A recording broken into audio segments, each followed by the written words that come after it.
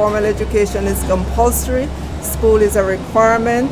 School started January 4th. Schools are in session regardless of whether you're doing it remotely or using the learning kit or using audiovisual or face-to-face.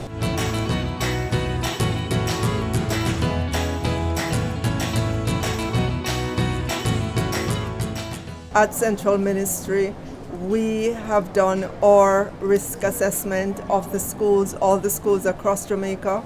Then we layer on top of that the ministry's own physical inspections. Of course, the Ministry of Health and Wellness would not give a school a satisfactory grade unless it meets all of its checklist items. All schools should consistently have the same protocols, right, in terms of how children come into the compound, ensuring that they have their masks, temperatures are taken and recorded, that they're sanitized. When they go into the classroom, they're observing social distance. Those are protocols for every single school across Jamaica that should be observed. There should be no breakdown at schools. It's not anything that we will tolerate, and that's why we do the spot check-in of schools. You have our EOs or regional officers that will pop on to the schools to ensure that all the protocols are observed.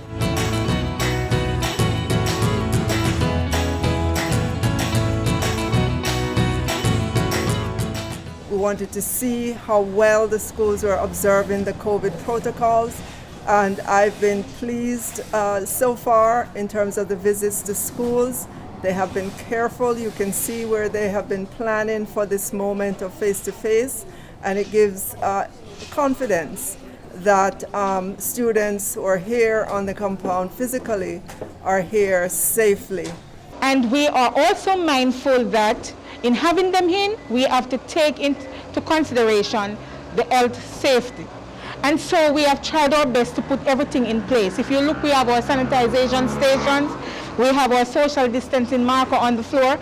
You know, as these children come in, they have not seen their friend for a while.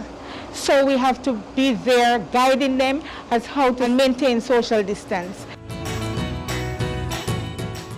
We're still doing the other types of learning, virtual learning kits and so on, but we're just trying to see how much we can have more children at the school plant engaging face-to-face with the teachers. And we are so glad for the opportunity of going face-to-face, because when we look at our data that we had last term, we realized that more than 45% of our students had no devices or internet connectivity, and so they were left behind. So with this opportunity to come in now for face-to-face, we were very, very grateful for that. Again, I want to remind parents, teachers, principals that all the approaches are still available. For those students who are not here physically, they can still be online accessing their lessons. The government has been trying a lot to get as much devices out as possible. We've been working with the telecommunications companies to try and get a better internet service. We have made the Google suite that we're using zero rated, so you don't need to pay to access the learning kits, to access the learning suite.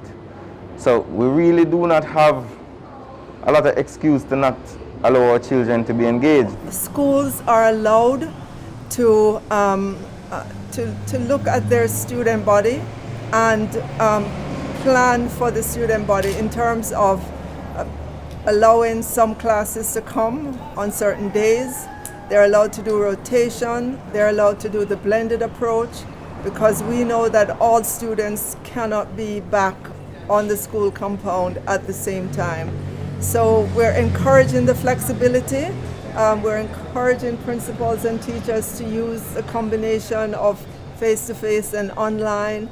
We are in a pandemic, it's not business as usual, and so we've made all these different options available to the schools, and we're imploring them to use these options. We have high expectations for the students that they will be able to continue their education.